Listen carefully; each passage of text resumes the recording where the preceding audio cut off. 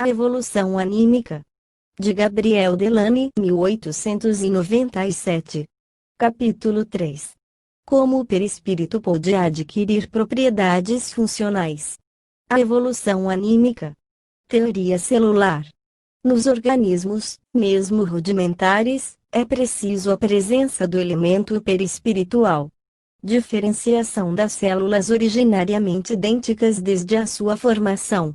Movimentos que se ficham no invólucro. Nascimento e desenvolvimento dos instintos. A ação reflexa o seu papel, inconsciência e consciência. Progressão paralela do sistema nervoso e da inteligência. Resumo.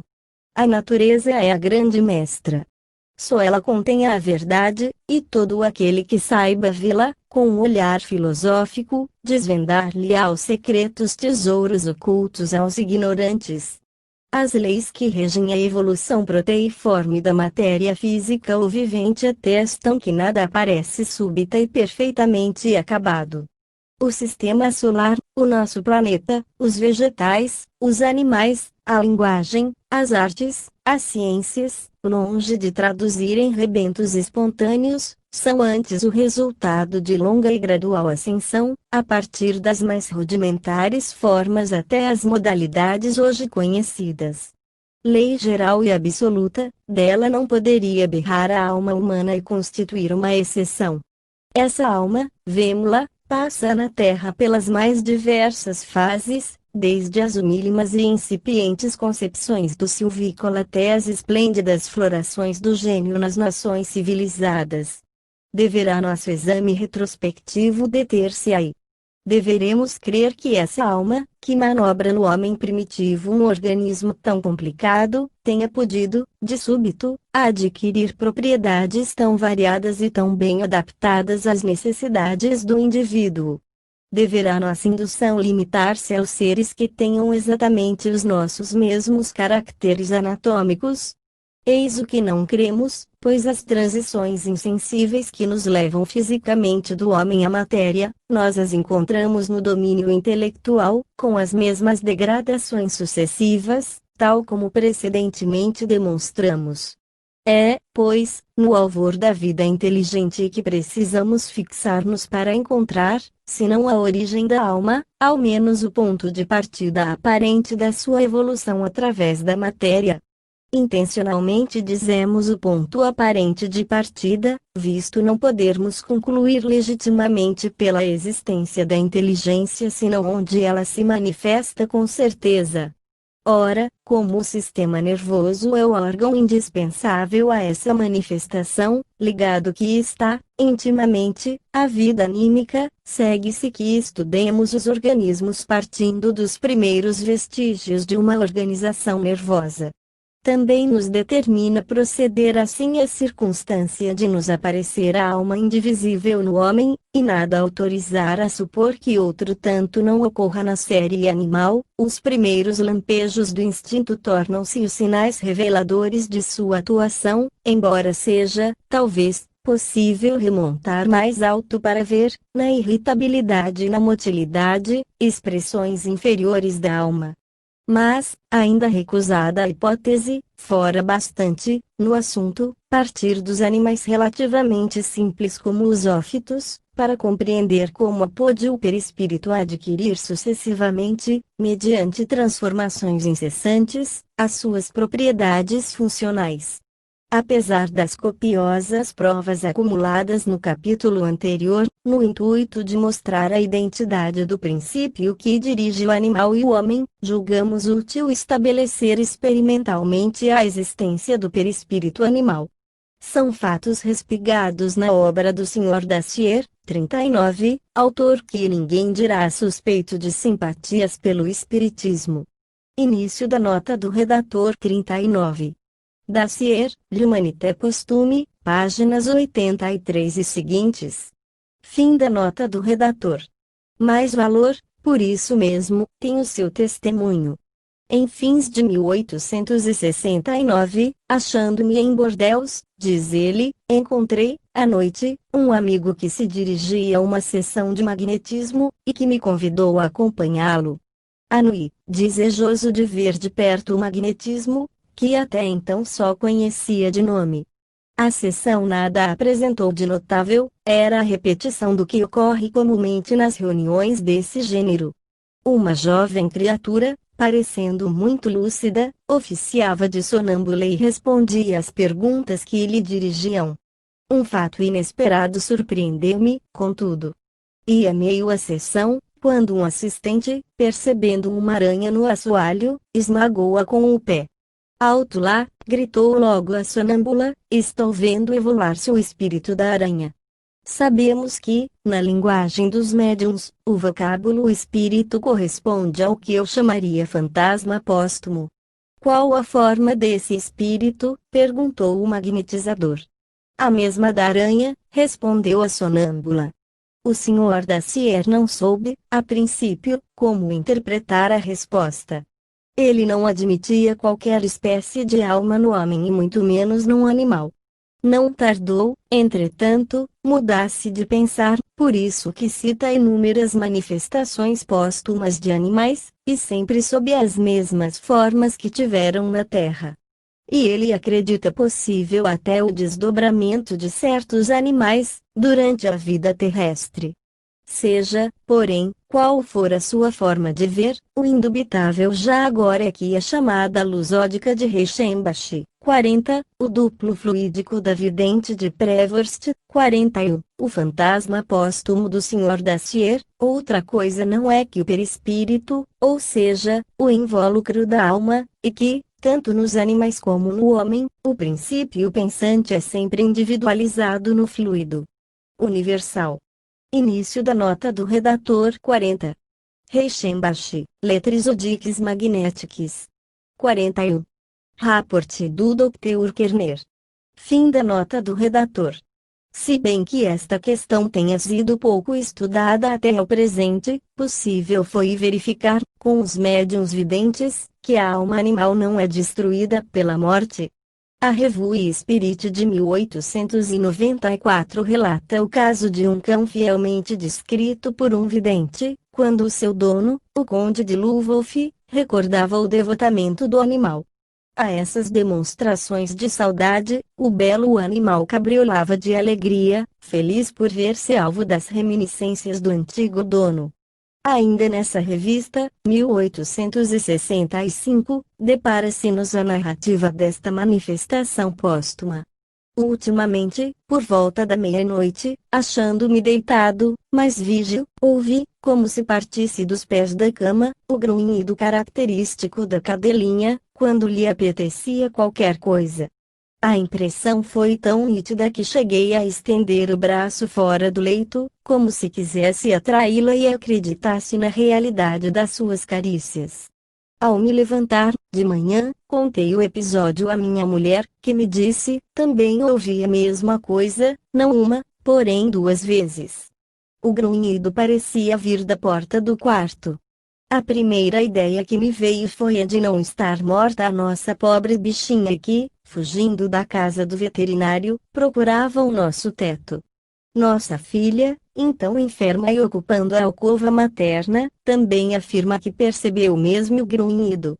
Aqui, não cabe a hipótese alucinatória, de vez que o fenômeno é identicamente percebido por 3 pessoas separadas. Se o princípio inteligente do animal sobrevive, se o animal tem, de fato, uma individualidade, possível se torna aplicar-lhe as mesmas regras que dirigem a alma humana. Por meio do Espiritismo, verificamos, experimentalmente, a necessidade da reencarnação para a alma humana, e a lei de continuidade, que temos assinalado em todos os seres viventes, nos induz a crer que o animal não se forra ao imperativo da mesma necessidade.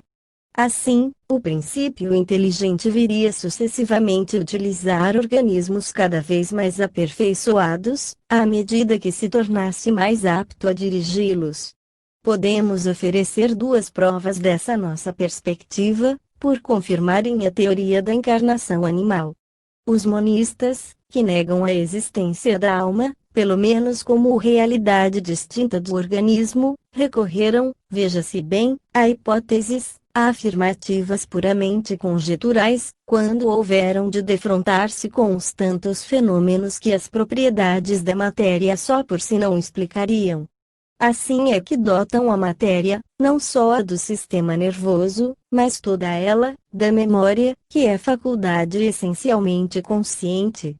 Eles que, tão acrimoniosos, censuram aos espiritualistas o abuso da metafísica, imaginam uma metafísica menos compreensível que a de Platão, de Bossuet ou de Descartes. Deixemos, contudo, falarem os fatos. Assim se exprime Viana de Lima. A invencível repugnância, o instintivo horror inconsciente que ainda nos inspiram uns tantos animais inofensivos, e cujo aspecto nos deveria antes causar indiferença, esse temor, essa repulsão inatos não podem, em dados casos, explicar-se senão pela hereditariedade da memória orgânica, provindo de antepassados que houvessem, muito frequentemente, sofrido malefícios desses animais. Ser-nos-ia fácil aqui transcrever inúmeros fatos roborantes do acerto, mas vamos contentar-nos com um exemplo da mesma índole, assaz instrutivo e menos conhecido, e que, ao demais, tem sido verificado por diversos observadores. Se levarmos a uma estrebaria um molho de palha servida em jaula de leões, ou de tigres, e, com essa palha, fizermos a cama dos cavalos, vê-los-emos, tão logo sintam o cheiro da palha, tomarem-se de pânico e tentarem fugir. Laicoque, o primeiro a relatar o fato, diz que incontáveis gerações de cavalos domésticos deveriam ter sucedido o seu ancestral selvagem, exposto aos ataques destes representantes da raça felina. Entretanto, estes nossos cavalos domésticos, nascidos em nossas cocheiras e dos quais se pode assegurar não terem tido, jamais, uma prova experimental do perigo, não tendo mesmo avistado qualquer fera, ainda reconhecem o almíscar dos terríveis inimigos dos seus ancestrais. 42. Início da nota do redator. 42. Viana de Lima, Exposé des Theories Transformistes, página 72. Fim da nota do redator. Não é, de certo, a matéria viva desses cavalos que ressente a impressão terrificante, visto o que, das remotíssimas épocas do cavalo selvagem até o presente, a matéria do corpo físico foi completamente renovada, sem que reste dela um átomo, e isso 1.000.000 de vezes. As moléculas extraídas da alimentação, feno, cereais, etc., moléculas que integram a forma do cavalo contemporâneo, não conhecem o leão ou o tigre, pois que elas não têm consciência. Como, então, explicar o pavor desses animais? Se admitirmos a existência de um princípio inteligente no animal, e que esse princípio se revista de um perispírito no qual se armazenem os instintos, as sensações, e que a memória provenha de uma revivescência desses instintos e sensações, tudo se torna compreensível. As mesmas causas produzem os mesmos efeitos. Os animais domésticos outros não são que os mesmos selvagens de outrora, em cujos perispíritos o almíscar das feras desperta lembrança de sofrimentos, quiçá de morte. Daí, o seu terror. No homem, o sentimento instintivo de repugnância por uns tantos animais, como os répteis, provém das camadas mais profundas do eu, são as sensações experimentadas pelo ser humano em sua passagem pela série animal. É também sob forma instintiva que eles se manifestam, e nós vamos ver, dentro em breve, como todos os atos decorrentes do instinto têm a mesma origem. Este assunto, tão importante, do mecanismo orgânico do homem, não tem sido aclarado. Limitado o seu estudo às ciências naturais, nem por isso às teorias monistas, materialistas, etc., se remontaram, em qualquer momento, à causa dos fenômenos e, assim, só podem safar-se do impasse atribuindo à matéria propriedades que ela nunca manifestou. O Espiritismo, muito ao contrário, nada inventa. Demonstrando a existência do perispírito, e que ele reproduz, fluidicamente, a forma corporal dos animais, que é estável, a despeito do fluxo perpétuo das moléculas vivas, conclui ser nele que se incorporam os instintos e as modificações da hereditariedade. Imutável em si mesmo, apesar das mudanças incessantes que o homem experimenta, o perispírito é, por assim dizer, o estatuto das leis que regem a evolução do ser. Não se dissolve na morte, porque nele se constitui a individualidade do princípio inteligente, registra a mais insignificante das numerosas alterações que as sucessivas existências lhe determinam, de sorte que, percorrida toda uma série, torna-se apto a conduzir e dirigir, mesmo à revelia do espírito, organismos muito complexos. Há neste automatismo algo de análogo com o que se observa no pianista exímio, quando de primeira vista interpreta uma partitura nova, flexibilizado por longos treinos o mecanismo cerebral, tanto quanto braçal e digital, obedientes à sua vontade, não há mais que se preocupar com os óbices materiais que embaraçam os principiantes bisonhos.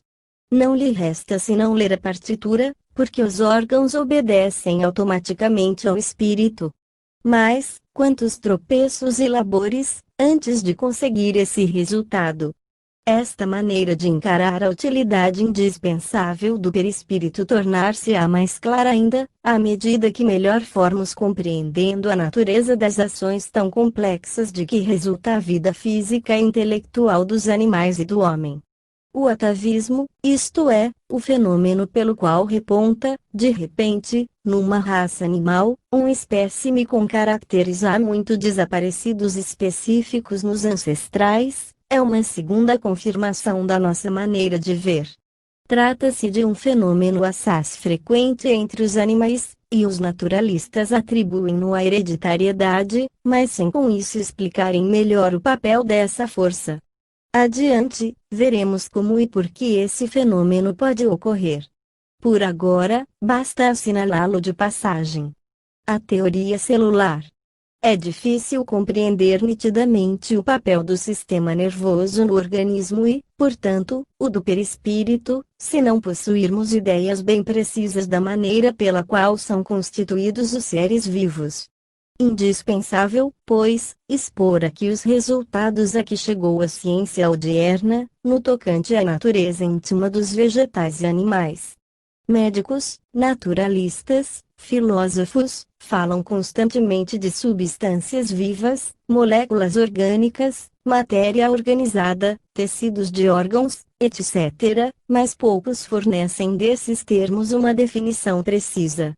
Nos animais superiores nota-se carne, ossos, tendões, nervos, vasos, membranas, etc. De que se compõem essas peças tão variadas? Poderemos achar em cada uma elementos constituintes idênticos, cuja variação pudesse originar produtos assim diversificados? Eis o problema agora resolvido pela ciência. Já o célebre Bichat havia um tanto concorrido à coordenação das ideias, com o dividir todas as substâncias que formam a trama do corpo, apresentando por toda parte, e sempre, as mesmas propriedades, fossem quais fossem os seres vivos em que as estudássemos. Vem, depois, a ideia emitida por Oken, de serem os tecidos formados de elementos simples, constitutivamente semelhantes para cada qual. Johannes Müller desenvolveu essa teoria, da qual compartilhou Schleiden, e, por fim, Theodor Schwann demonstrou que todos os tecidos são formados de células que não diferem das vegetais senão pela variedade de formas que afetam as células animais, e por sua membrana envoltória, geralmente mais delgada. Destes, como dos trabalhos que se lhe seguiram, resulta a certeza de provir o organismo de um vegetal ou de um animal qualquer da reunião, da associação de um número formidável de células. As partes do corpo animal, ou vegetal, são oriundas das modificações experimentadas pelas células. Em química, os produtos mais complexos podem sempre ser reconduzidos aos elementos primários, aos corpos simples que os constituem, mediante uma série de decomposições sucessivas. Assim, também, na história natural a célula aparece como o último resíduo, no estudo, cada vez mais profundo, dos tecidos mais diferentes. É o elemento anatômico por excelência, a molécula orgânica, com a qual se estruturam todos os seres vivos. Mas, como é feita essa célula? Posto que extraordinariamente variável nas formas, ela se compõe, sempre, de três partes: um núcleo interior, sólido, um líquido que banha esse núcleo e uma membrana que envolve o todo. A parte essencial, verdadeiramente viva, é o líquido, a que chamaram protoplasma. De sorte que esse líquido gelatinoso constitui, realmente, o fundamento da vida orgânica. Enquanto ele se mantiver vivente nos milhões de células que integram um corpo, esse corpo viverá. Se ele perecer num conjunto qualquer de células componentes de um membro, o membro morrerá. Finalmente, destruído o protoplasma no total das células, morrerá todo o corpo. A ser exata a teoria da evolução, a vida na Terra deveria ter começado pela formação do protoplasma. Este é um fato hoje verificado. A exploração das grandes profundezas submarinas, 43, revelou a existência de uma substância gelatinosa que parece corresponder à primeira manifestação vital. Início da nota do redator 43. Batibius, descoberto na expedição do Porcupine, 1863, é uma matéria gelatinosa, viva, agregando-se em pequenas massas viventes, a que Haeckel chama moneras. Recentemente, o Sr. de Follin, assistindo às sondagens do Talismã e do Travailleur, no Golfo de Gasconha, colheu protoplasma vivo, do fundo do mar. Fim da nota do redator. Os belos trabalhos de Haeckel, concernentes a esses seres rudimentares, confirmam plenamente as deduções de Darwin, dando ao transformismo uma base séria. As moneras, diz Haeckel, num artigo do Cosmos, são os seres mais simples que se possam imaginar. Não passam de massas pequeníssimas de protoplasma, destituídas de qualquer estrutura, e cujos apêndices proteiformes preenchem, por sua vez, todas as funções vitais e animais: movimento de sensibilidade, assimilação e eliminação, nutrição e crescimento, reprodução. Consideradas do ponto de vista morfológico, seu corpo é tão simples quanto o de qualquer cristal. Mas, as moneras não apresentam todas o mesmo grau de simplicidade, havendo as que possuem, no âmago da massa, um núcleo bem caracterizado. São as células nuas, chamadas amebas. Encontram-se na água comum e no sangue dos animais. Quando, enfim, a ameba se rodeia de um invólucro, constitui a célula propriamente dita. A reprodução celular opera-se de maneira simplíssima. Atingindo um certo volume, verifica-se uma ou mais de uma divisão em sua massa, que é sensibiparte ou multiparte. Cada parte de per si se autonomiza, nutre-se, cresce e a seu turno engendra outras células. Às vezes sucede que as células nascidas da primeira não se separam e formam, então, uma série de células associadas, dando nascimento a outras também inseparáveis e assim por diante, conforme o grau de vitalidade de que são dotadas. É o que ocorre com todos os vegetais, com os animais e com o homem. Todos os organismos da nossa época começam por não ser mais que uma célula única, o ovo vegetal ou animal, e, segundo a maior ou menor complexidade do ser nascituro, as células se diversificam, mais ou menos, guardando, entretanto, cada qual, a sua autonomia peculiar. 44. Início da nota do redator 44. Ver Perrier, Filosofia e Zoologia Avant Darwin, capítulo 18. Fim da nota do redator. Mesmo nas associações mais complexas, as células constituintes de um ser vivo não perdem completamente a sua independência. Cada uma vive por sua conta, e as diversas funções fisiológicas do animal outra coisa não são que o resultado de atos consumados por um dado grupo de células. A finalidade de todo organismo é viver, cada parte concorre, na sua esfera de ação, para o objetivo comum. Pode comparar-se o corpo vivo à manufatura de uma fábrica, cada órgão representa um grupo de operários e cada operário corresponde a uma célula. Os operários têm, cada qual, a sua tarefa especial e, uma vez reunidas as peças, separadamente fabricadas, obtém-se o produto fabril. Na escala dos seres encontram-se associações celulares em todas as fases de desenvolvimento. A esse respeito, eis o que diz Isidore Geoffroy-Saint-Hilaire, 45. Início da nota do redator 45. Isidore Geoffroy-Saint-Hilaire, Histoire naturelle générale des règnes organiques, tomo 2, página 295. Fim da nota do redator. Tal como o indivíduo, a comunidade tem a sua unidade abstrata e a sua existência coletiva. É uma reunião de indivíduos, muitas vezes numerosíssima, e, no entanto, pode ser considerada em si mesma como um só indivíduo, como um ser não obstante, composto. E assim é, não por uma abstração mais ou menos racional, mas, na realidade, material para os nossos sentidos como para o nosso espírito, constituída em ser organizado de partes contínuas e reciprocamente dependentes, fragmentadas de um mesmo conjunto, posto que constituam, cada qual, um conjunto mais ou menos circunscrito, membros de um mesmo corpo, ainda que possuindo cada qual um corpo organizado, um pequeno todo.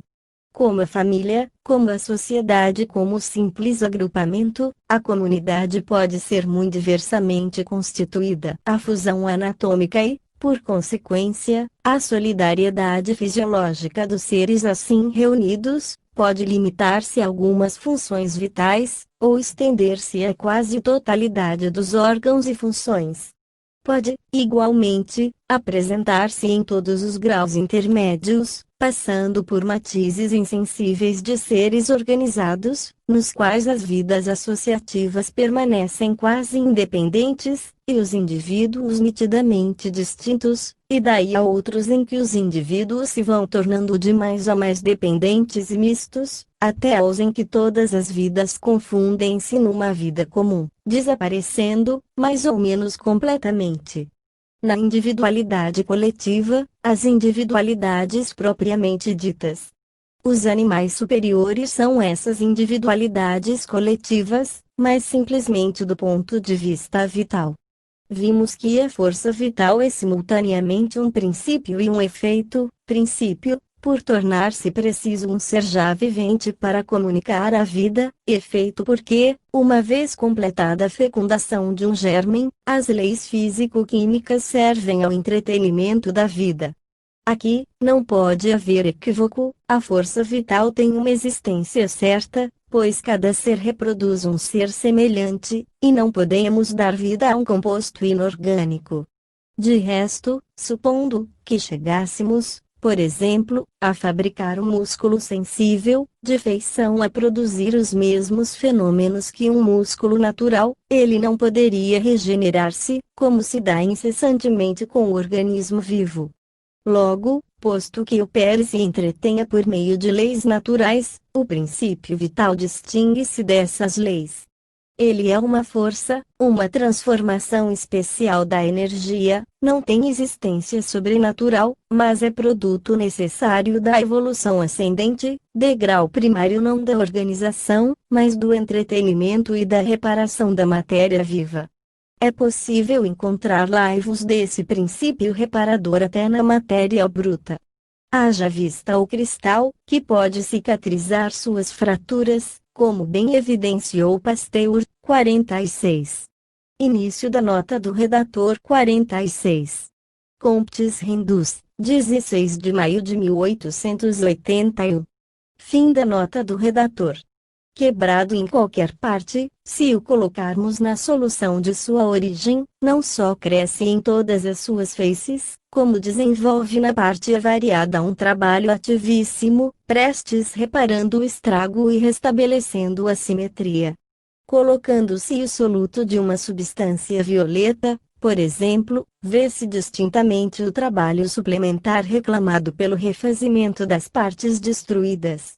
O princípio vital é, pois, uma força essencialmente reparadora e, nos vegetais como nos animais, é ela quem refaz as células agregadas entre si, em função de um plano determinado. É, de alguma sorte, o desenvolvimento, o grau superior, a transformação exaltada do que denominamos afinidade nos corpos brutos.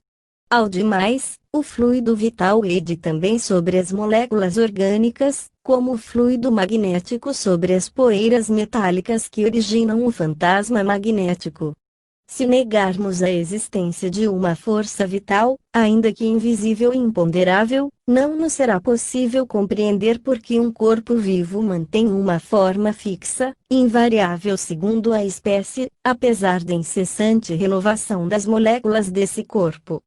Enquanto a vida se apresenta difusa, como no caso dos animais inferiores, enquanto todas as células podem viver individualmente, sem auxílio de outras, o princípio inteligente mal se revela nítido, visto que nos seres rudimentares apenas se constata a irritabilidade, ou seja, a reação a uma influência exterior e, portanto, nenhuma sensibilidade distinta. 47.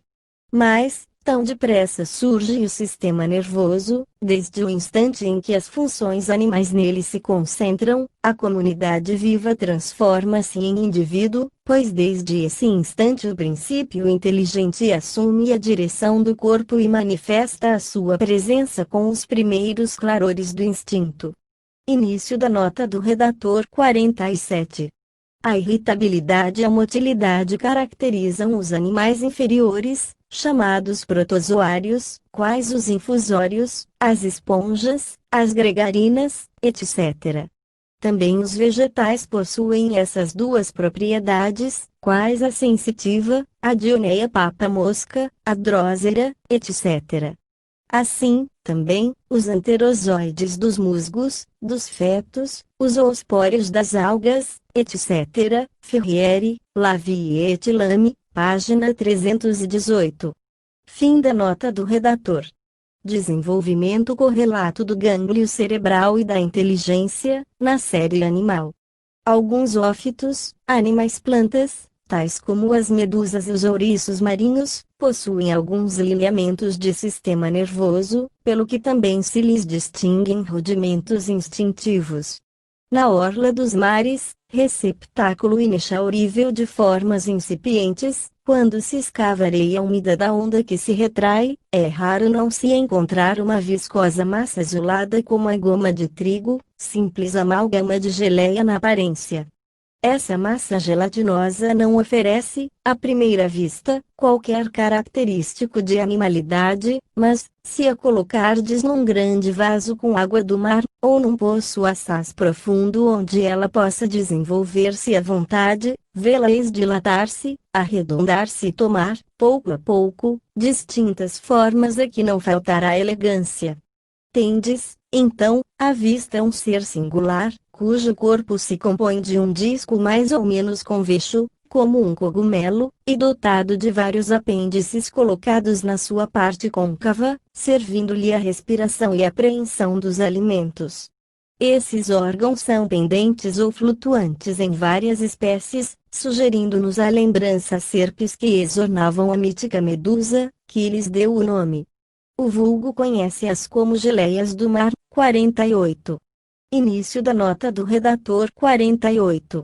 Ver Piazzetta, Les Secrets de la Plage, página 165, 182, 196. Fim da nota do redator. Lícito é perguntar por que as medusas, possuindo estrutura tão variada e formas tão elegantes e delicadas, quando observadas no meio líquido, se tornam, segregadas do seu elemento, massas informes e confusas, nas quais o olhar mais arguto jamais encontraria traços do animal antes fixado. Pois é simplesmente porque os tecidos são muito tênues para conservarem no ar o seu respectivo lugar, enquanto na água, perdendo uma parte de peso equivalente ao volume da água deslocado, 49, não precisam oferecer mais que uma fraca resistência para conservar a estrutura e impedir as diversas partes do corpo de recaírem sobre si mesmas. Início da nota do redator 49. Princípio de Arquimedes. Fim da nota do redator. Por longo tempo esses bizarros seres foram desdenhados pelos próprios naturalistas, que não viam neles, como dizia Helmor, mais que uma geleia viva. A ciência moderna, porém, soube penetrar os mistérios do seu organismo e determinar-lhes a verdadeira forma exterior. Nada de mais singular, certo, do que um animal sem boca, mas provido de trombas sugadoras, análogas a raízes vegetais, cuja cavidade digestiva se prolonga por todas as partes do corpo, à maneira de canais vasculares, e de feição a preencher, ao mesmo tempo, as funções de um estômago e de um coração. Outra não é, porém, a organização que Cuvier descobriu nesses ófitos. 50. Início da nota do redator 50. Análise do Museum de Histoire Naturelle, tomo 19, página 76, 1812. Ver também suas memórias sobre l'anatomie de la patelle, 1792, Anatomie de l'escargot, 1795, sobre la structure des mollusques, 1795, etc. Fim da nota do redator. É de se ressaltar que, entre os seres mais simples, mesmo entre aqueles em que se não lobriga sistema nervoso distinto, nem órgãos sexuais, nem membros, o estômago é sempre encontrado. Dir-se-ia ser ele o órgão da animalidade, por excelência, o fundamento da vida bruta e, parodiando Rabelais, que o estômago é o contramestre dos artistas do universo, tendo ensinado aos animais e ao homem o que lhes era preciso fazer para viver, suscitando-lhes todas as necessidades e, com elas, todos os instintos. As actínias, que se assemelham a flores vivas e cujas pétalas brilhantes são dotadas de grande motilidade, não são, na verdade, senão estômagos organizados, verdadeiras bolsas a transmitirem sucos nutritivos ao resto do corpo, por imbebição. Nem outros instintos nelas se deparam, além dos reclamados para esse ato importante. É que nelas o sistema nervoso ainda não está diferenciado. A sua substância encontra-se difundida por todo o corpo, como que amalgamada com a matéria gelatinosa que compõe o animal, de sorte que as faculdades ativas, tais como a visão, a audição, etc., que nós possuímos especializadas em órgãos distintos, jazem, de alguma sorte, uniformemente espalhadas, em estado latente, nesses organismos primordiais. É sob a influência permanente, ativa, incessante dos meios que atuam sobre o animal, e pela impulsão resultante de necessidades sempre renascentes, que as espécies se transformam, concentrando em órgãos particulares as diferentes faculdades originariamente confundidas entre si. Esses órgãos dos sentidos acabam perdendo uma parte de suas propriedades gerais, para só conservar e desenvolver as de sua especialidade. A força nervosa, difundida em todas as partes do corpo nos ófitos, centraliza-se parcialmente nos filetes nervosos, nos moluscos. As diversas ramificações de nervos, com seus raros e minúsculos cérebros, ou gânglios, começam a concentração, a coordenação, a unidade individual, mas isso só se dá progressivamente. O sistema nervoso, nos tipos melhor definidos, é formado principalmente por dois gânglios situados acima e abaixo do esôfago. O superior foi denominado cerebral, e prende-se ao outro por cordões nervosos que formam o colar esofagiano. À medida que o organismo se complica, o que vale dizer, se eleva, o gânglio cerebral duplica-se e as duas partes componentes podem ficar separadas ou reunidas. Nos animais plantas temos comprovado a ausência de quase todos os sentidos. Os moluscos apresentam já um progresso, pois revelam não só o tato, senão que muitos possuem vista e, talvez, olfato. Outros há que possuem também audição. Esse começo de aperfeiçoamento orgânico dá lugar aos instintos de nutrição, de propagação e mesmo outros, como atestam os ouriços marinhos, que perfuram os rochedos para neles fazer morada. Estudemos os seres colocados um pouco acima, na série animal, e veremos que, nos articulados, o crescimento e o desenvolvimento do gânglio cerebral são muito acentuados. Na quase totalidade dos membros desse grupo, os dois gânglios cerebrais aproximam-se e soldam-se, embora com indícios manifestos da primitiva separação. Daí resultam manifestações cada vez mais complexas dos instintos. Eis, segundo Leurit, 51, a progressão dessas faculdades. Início da nota do redator 51. Leurit, Anatomia comparée do Système nerveux. Fim da nota do redator. Primeiro. Nota-se, em primeiro lugar, animais que parecem estabelecer uma transição com a classe inferior, apresentando instintos só adstritos à procura de alimento, anelídeos, sanguessugas. Segundo, sensações mais extensas e numerosas, construção de um domicílio, extremo ardor genético, voracidade, crueldade cega, crustáceos, caranguejos. Terceiro, sensações ainda mais extensas, construção domiciliar, voracidade, ardil, astúcia, aracnídeos, aranhas. Quarto, sensações amplíssimas, domicílio, vida de relação, provisão de guerra e defesa coletiva, sociabilidade, enfim, insetos, abelhas, formigas.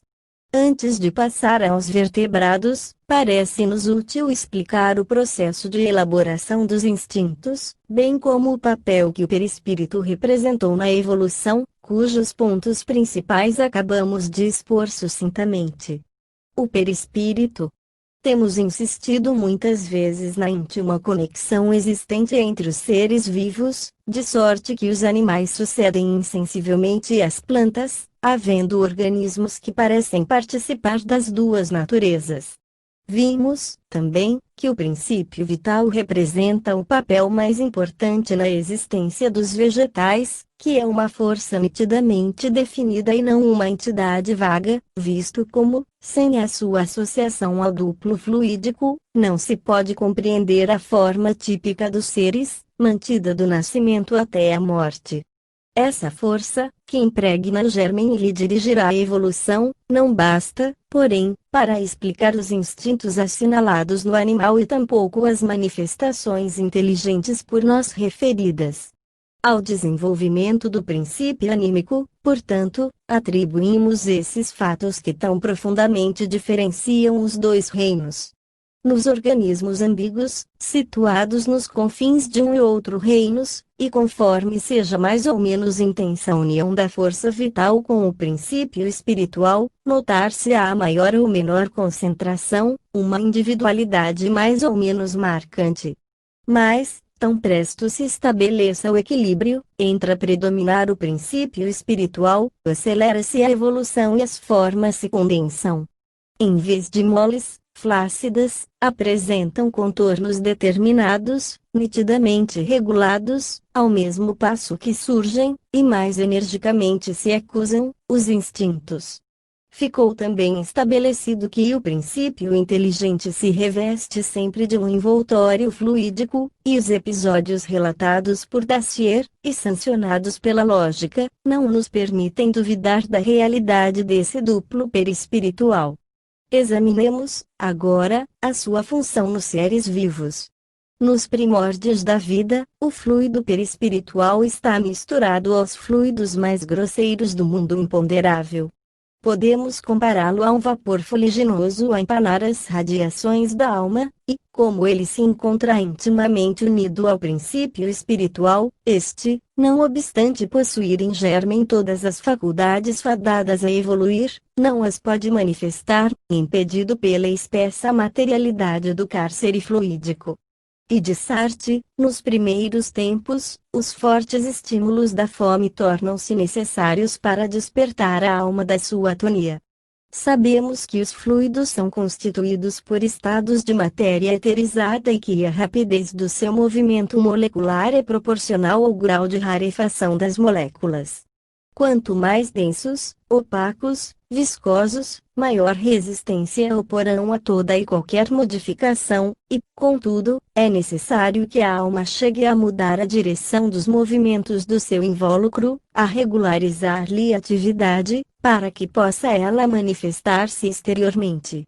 Podemos ter uma ideia dos sucessivos fenômenos que as diferentes encarnações determinam no perispírito, imaginando uma grande fonte luminosa, um foco elétrico, por exemplo, metido numa esfera de vidro cheia de espesso fumo negro, formado de enorme quantidade de partículas sólidas.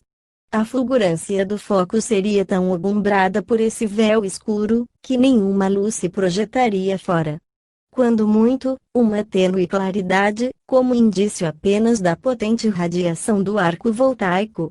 Pois seja a alma o foco elétrico, e o vapor caliginoso perispírito, nos primeiros tempos da vida terrestre. Suponhamos agora que, devido a manipulações diversas, tais como resfriamento da esfera, compressão de gases internos, etc., conseguimos o precipitado de um pequeno número de partículas sólidas, e teremos que a luz já poderá manifestar-se com um pouco mais de facilidade. Sua expansão será um pouco mais forte, não se lhe poderá chamar ainda luz, mas é força reconhecer qualquer progresso sobre o estado precedente. Renovando muitas vezes essa experiência e supondo que em cada experiência o vapor não se aclara senão em quantidades diminutíssimas, ter-se-á uma ideia aproximada do que ocorre com a alma e com o seu invólucro, enquanto percorre a série animal.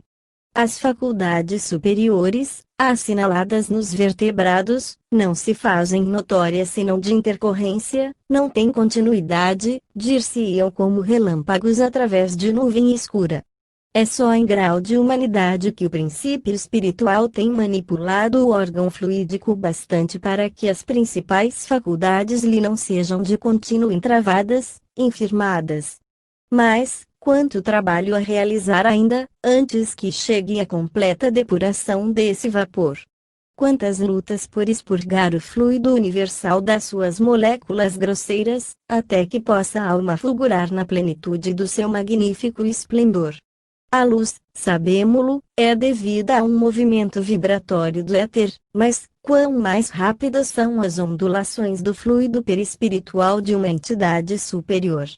Assim, não é metafórica, senão expressiva de fenomenalidade real, a descrição feita pelos médiuns videntes, referindo-se às almas puras, como se foram focos esplendentes de intensa luminosidade, ou estrelas cintilantes e variegadas.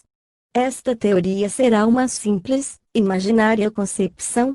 Absolutamente, de vez que a ciência nos prova que todos os fenômenos podem reduzir-se ao movimento, qual fundamentamos com os físicos odiernos. 52. Início da nota do redator. 52. Para a parte fisiológica, consultar Claude Bernard, Les Tissus Vivantes, Rosenthal, Les Muscles et les Nerfs, Longet, Physiologie, Charles Richet, Essai de Psychologie Générale, de Boelfi, Psychophysique, Feire, Sensation et Mouvement. Fim da nota do redator.